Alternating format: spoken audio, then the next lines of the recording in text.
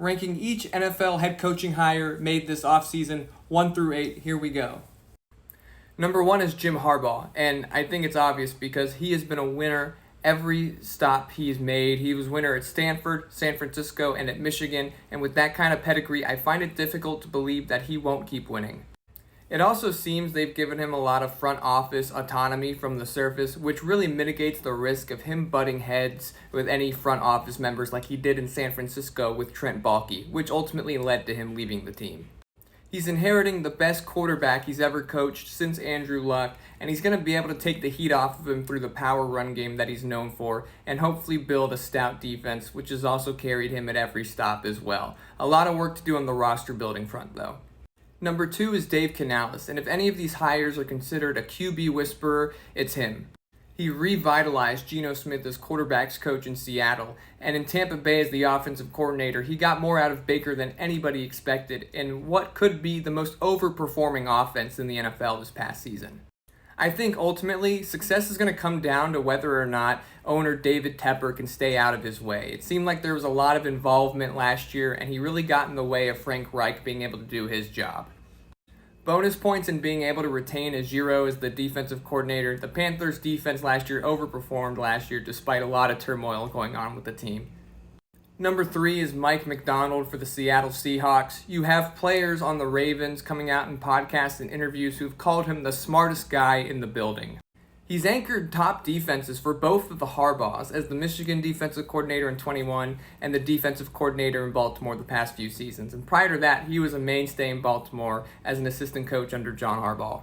I think being young, bright, and having a lot of upside is a common theme amongst a lot of successful young head coaches in the NFL nowadays, and I think Mike Macdonald could repeat this trend. Number 4, I'm going with Brian Callahan. There's been a lot of offensive success with the Bengals despite poor offensive line play. They're clearly looking for a guy who's going to get the most out of Will Levis. However, there's a lot of work to do on the supporting cast here. He had a lot of success in Cincinnati, but he is a young guy who was gifted some superior weapons and he didn't call any of the plays, so there is a little bit of skepticism there.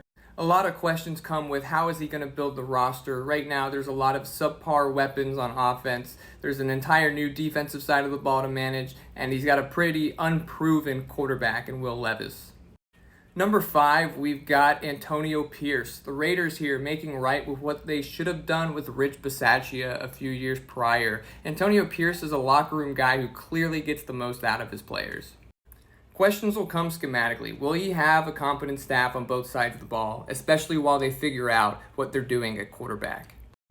Ultimately, I can see him being a Dan Campbell kind of guy who elevates the guys around him. He relates to the players as a former player. He's someone who brings passion and enthusiasm, but he's also pretty unproven as a coach in a pretty unprecedented situation. 6, I've got Gerard Mayo. Similar situation to Antonio Pierce. Clearly has respect of that locker room and has a track record of running successful defenses with Bill Belichick. I think one of the downsides here, especially if you're a Patriots fan, you have a similar regime and staff in place that's led to the stagnation and the failure in recent years. I think Gerard Mayo's success will be determined by his ability to think outside of the box and being able to outsource his weaknesses in ways that Bill Belichick refused to, whether it comes to scouting, bringing in free agents, and coaching the offensive side of the ball. 7, we have Raheem Morris. He most recently made the most out of a pretty poor Rams defensive roster outside of Aaron Donald, and they overwhelmingly exceeded expectations.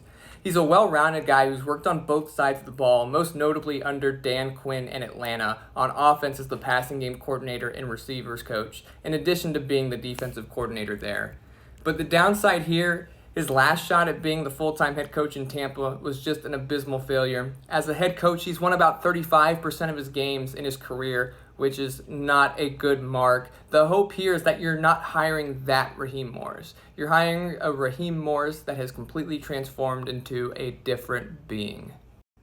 Last and least, we have Dan Quinn in Washington. I alluded to this yesterday. Washington brings in a guy who's nearly identical to the guy they let go. There's not a lot of direction on this team currently, but they have the benefit of having a very appealing front office to build the roster with, as well as 5 top picks in the top 100 in this upcoming draft, including the number 2 overall pick which will likely be the next young quarterback Washington's going to roll with.